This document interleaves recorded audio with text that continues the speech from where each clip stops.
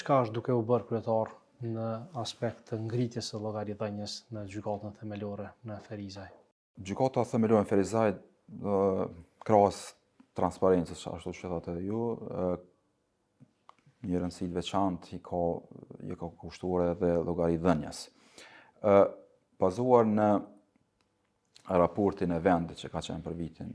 2025 për vitin e kaluar, do thotë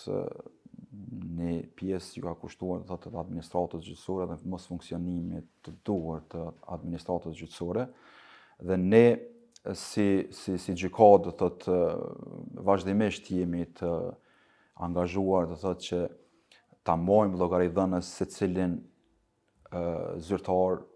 i cili neglizhon punën e tij apo nuk e kryen punën e tij në mënyrë ashtu siç edhe parashihet me rregullore dhe ligj.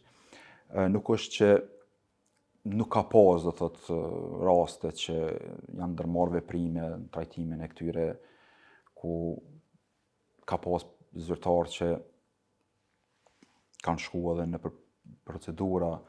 disciplinore pikërisht për neglizhencë, nuk kanë qenë raste të rënda të neglizhencë, por megjithatë janë ndërmarrë veprime në kuptimin e disiplinimit të zyrtarëve të administratës, kuptim që secili punëtor, secili zyrtar të mbahet llogaridhënës për punën e tij që e ka. Po në raport me gjyqtarët, a ka pas ankesa? Dhe si janë trajtuar ato, ka raste që janë shkuar në komision disiplinor në këshill? Gjatë vitit 2025 kemi pas 15 raste kërkesa për inicim procedurës disiplinore ndaj gjyqtarëve, që një rast është inicuar, do thotë, dhe është në pritje të vendimit nga ana e Këshillit Gjyqësor, ndërsa 14 raste janë refuzuar ankesat ndaj